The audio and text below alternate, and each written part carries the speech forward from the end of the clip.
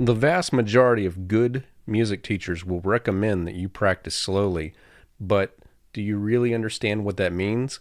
Because it might not be what you think of just going in slow motion. We're going to talk about what it actually is next.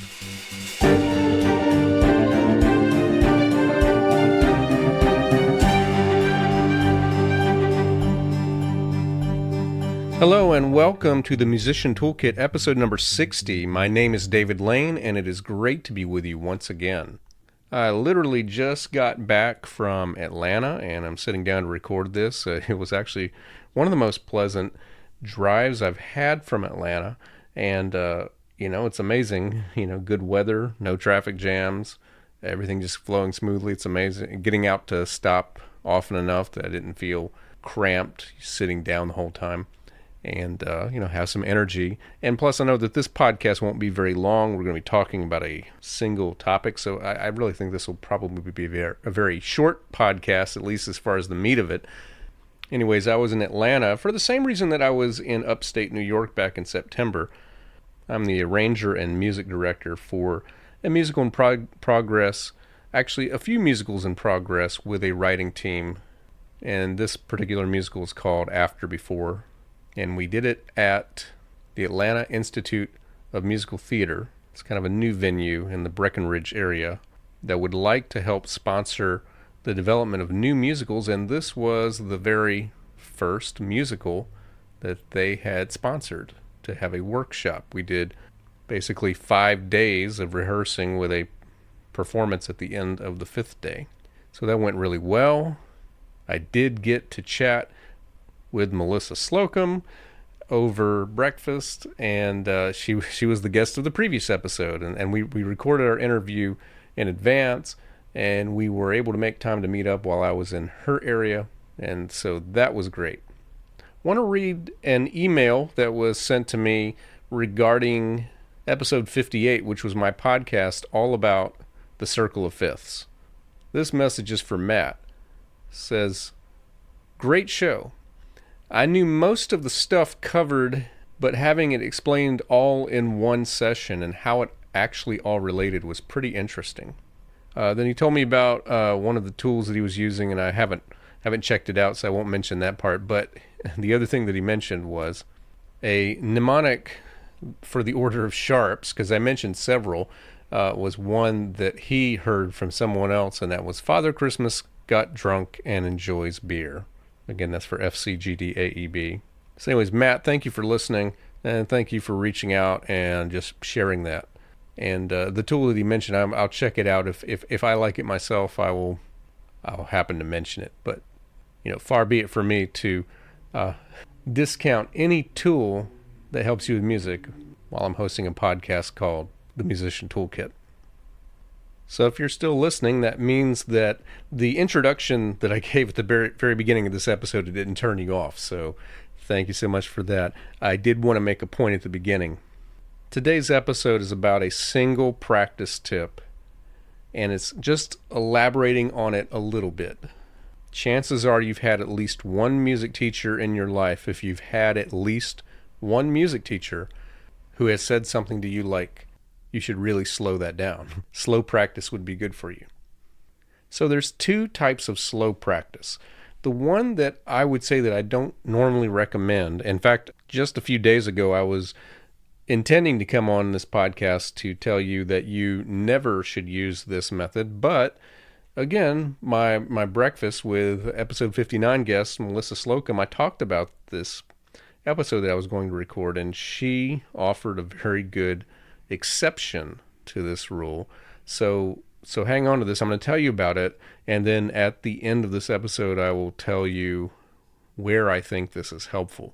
But for the most part, this is the way that I think a lot of people think about slow practice. That is not necessarily a good idea.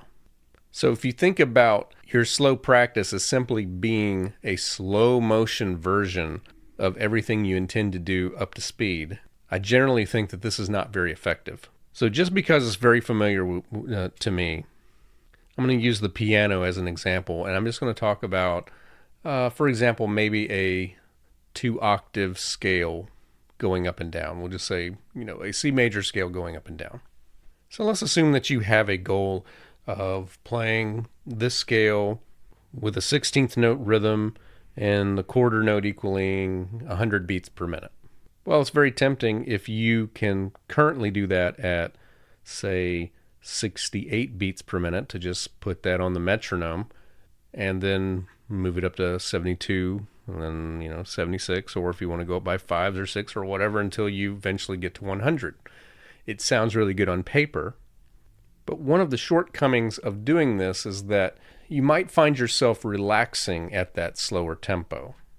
So one true type of slow practice is to turn off the metronome and go super slow, the C's together, and then go to the D, and then go to the E, and you just keep on going, and you're paying attention to things like your fingering. For pianists, I would say, it's really helpful to think about the fingering angle. Make sure that you're in the center of each key. And then you want to notice things like your wrist height and your arm direction. Like, are you leaning into the way that you're heading? Are you anticipating the next note?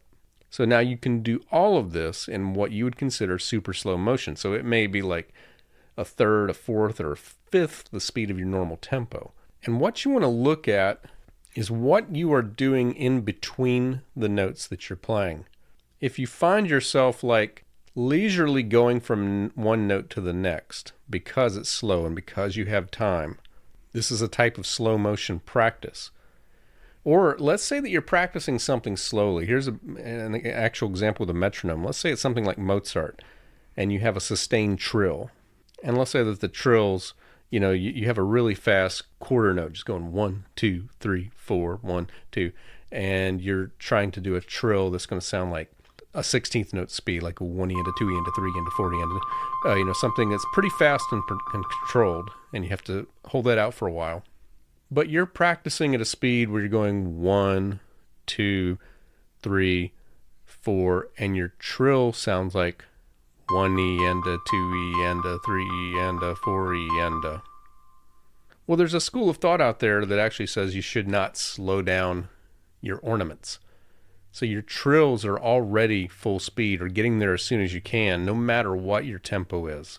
And that's kind of leaning into the other type of slow practice, which is actually what I call pause-play practice, or play-pause if you prefer. In this type of practice, you're either practicing at a very free, very slow tempo, almost arrhythmically, like each note has a fermata on it and it doesn't really matter what the tempo is, or you can have a metronome on a very slow tempo. But what you're doing is you're acting like you're up to speed, except someone keeps pressing pause. So like you play the C and then you go to the D like you're trying to go there as fast as you can. So you're looking at your wrist movements, you're looking at how explosively you move from one key to the next, and you want to go really as fast as you can, but then stop. And now while you are stopped, this is where you take time to not move, but to think about a couple of things. So first of all, you want to look at how you landed. Did you land in a position on that note where it's going to be clean every time you play it that way? Is your arm also positioned, this is the other thing, is it positioned in a way that you're ready for the next note? If neither of those two things look good, then you want to back up and try it again. But the idea is that you move quickly. Let's say that you're practicing jumping octaves. That's a leap.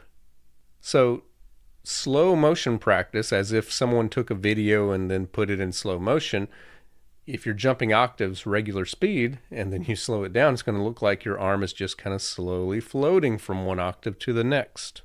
But in pause play practice, you should practice exploding from one octave to the next. Now maybe you think about the arm motion that you need to do that if you're on the piano, but it's full speed. So if you're a violinist, violist, cellist, bassist, it's a full bow. It's a full speed bow. If you're playing a brass instrument or a woodwind, it's changing fingers explosively. Like if you've got to change your finger combination, it's not taking advantage of the extra time you have and just leisurely changing your fingerings. It's like when I talk about playing chords, it's not putting one note down, then the other note down, then the top note down. It's finding it all at once. So here's the thing with pause, play, practice. The tempo is slower. That is to say, how quickly you are moving through the music from beat to beat is way slower than it's supposed to be. But you want to strive to make everything else up to tempo or beyond. So maybe even faster than you really need it right away.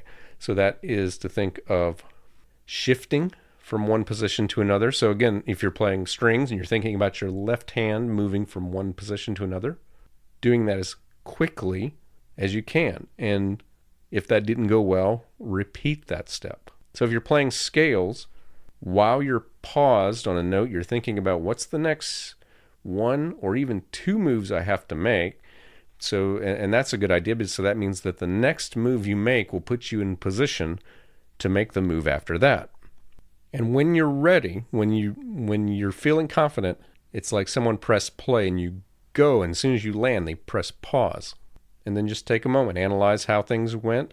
If it went okay and you're in position, think about the next two moves you're going to make and what that'll lead you to do. So I'm just going to call this out because I think everybody should have at least a basic understanding of a one octave scale for piano with the right hand. So very quick lesson if you've never done this. You start on C and you're going to go up the scale D, E, F, G, A, B, C. And if you'll just take your right hand and you put your thumb on C, you'll put your second finger on D, your third finger on E, and then you're going to have lifted your wrist just enough to allow the thumb to come under the hand slightly.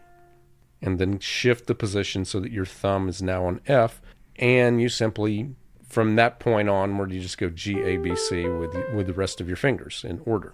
So let's just take that much. Okay, so the type of slow practice I'm recommending, you're going to play each one slowly, but let's just say that you play the thumb and you want to think about the thumb as a finger that for a pianist, it works out better if your wrist is a little lower than normal. So you kind of allow your wrist, your forearm to go kind of parallel to the keys, very flat. But as you go away from the thumb, you want to think about your wrist raising. So now you quickly play the two, but you know that when you do, you want to think about your thumb coming right behind it and that your wrist raises slightly. So doing that kind of angles your hand in the direction that you're wanting to go. Okay, now here's a pivotal moment here. If you're holding on to the D, you've lifted your wrist slightly. You're holding on to the D with your second finger. You've lifted your wrist slightly. Your thumb is right behind your two. You have to think about what's the next thing that should happen. You're going to put your third finger on the E, lift up your wrist a little more, try to get your thumb right behind the thumb. And you want to feel like you're just kind of pulling in the direction of the F. So you're on the D. When you play the E, you should see several things. You should see your wrist a little higher, the three in the center of the E, your arm kind of pulling ahead like it's about to come off of that E, the thumb right behind the three. And then what's going to happen next? If that's looking good, you're going to shift. You're going to allow your thumb to drop on the F, allow the wrist to fall like it likes to do with the thumb down to the level of the key. But you also have snapped your 2, 3, and 4 at a minimum, ready to play G, A, B. So let's go over that again. You're playing 2 on D, you're playing 3 on E. You have your thumb behind, which means, while you're playing the E, your 2 could go right back to the D. It hasn't moved yet. It's really not feasible to think that you're going to get your 2 in place while you're holding on to the E to go on upward of the scale. The rest of your hand is waiting for what your thumb is going to do. So your thumb drops on the F, your wrist is flattened, and immediately your 2, 3, and 4 fingers have found G, A, B. Now, the reason it doesn't really matter where your 5 goes is because it has time to catch up, but also this is what you would do if you're doing a 2, 3, or 4 octave scale. You're thinking about you're going to get the thumb ready to go in place. So you can do this with slow motion practice, but with the pause play practice, what's happening is that you are exploding into those shifts. Your wrist is going down or up depending on the situation quickly, and your fingers are snapping in place. Like when you go from that E with the 3 and then you put your thumb on the F, you should feel like your 2, 3, 4 just snapped in place. Slow practice would have you just easily find it, but when you're working on your scales, you want to think about snapping into the next position.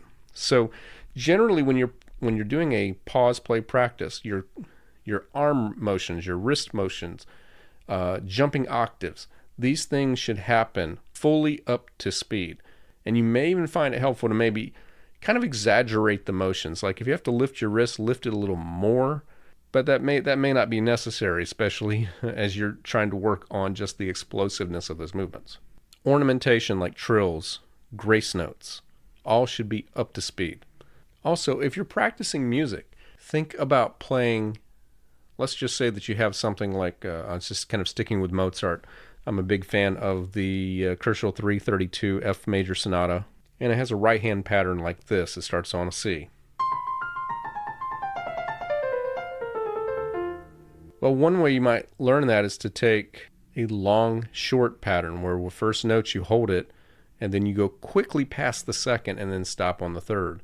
So while you're holding on to that C, you're thinking about quickly going to the B and back to the C, up quickly to the F and back to the C, quickly to the B flat and to the A. And so while you're holding on to these long notes, you want to think about what are the next 2 notes you're going to do. And of course you can reverse that. You can start really quickly on the first note, land on the second, and then you're thinking about the next 2 notes you're going to be playing. If that went well, you're going to think about the next 2 notes you're going to be playing, and then so on. And you could do this with 3 notes at a time, 4 notes at a time. The notes that are quick are up to speed. The notes that are longer, it's like you have fermatas, but let everything freeze. Don't be moving. It's like time has stood still, except for your mind. Your mind is able to think about what is coming next. So what's happening is you're going to feel like you're really rushing because of the contrast of speed to go from one note to the next, to move from one position to the next. But what's going to happen is as the tempo speeds up and you get more comfortable, you're going to find that this other motion you're doing with your wrist, with your jumping, your movements in between the notes, it's going to even out and it's going to actually start to feel more relaxed. So that when I play a full passage like the Mozart, it's not only up to tempo, it's not only accurate, but it feels actually pretty easy. And by easy, I don't mean, that it's an easy passage. I mean that the movements have a sense of ease to them. And also because we're practicing slowly and carefully, you're going to increase your odds of being accurate. A lot of times if you're a pianist, for example, and you're sometimes missing some notes, you can correct that with slow practice and just checking. Pause every other note and just take a look at your hand. Is it in place to go on correctly? Is your finger in alignment? Is your wrist in alignment? But don't think about doing this in slow motion. Think about doing it explosively, kinetically, but you just keep pausing. Okay, so the suggestion that my friend Melissa offered as an exception is one that she got from her own teacher with a specific type of Alexander technique that she's working on. And it was just this. If you're learning a brand new technique, like I did this in college when I had to really learn how to do a side-to-side wrist rotation that I hadn't really been doing before, it's good to just slow down and relax into it and just focus on the movement itself. So it's so if you are learning something that's completely new, it's not just you're trying to learn a scale, you're not just trying to learn repertoire on an instrument that you otherwise know pretty well, but you're trying to actually learn a new technique. True slow motion, where everything is proportionally slower than it's supposed to be, is something that you can try. But I would still say that for most of the things that you want to improve, slow motion is the way to go. But try thinking more of pause and play, up with the play being up to tempo, rather than trying to do a true slow motion practice. So if you found this tip helpful, or if you completely disagree with this, I would be happy for you to let me know that.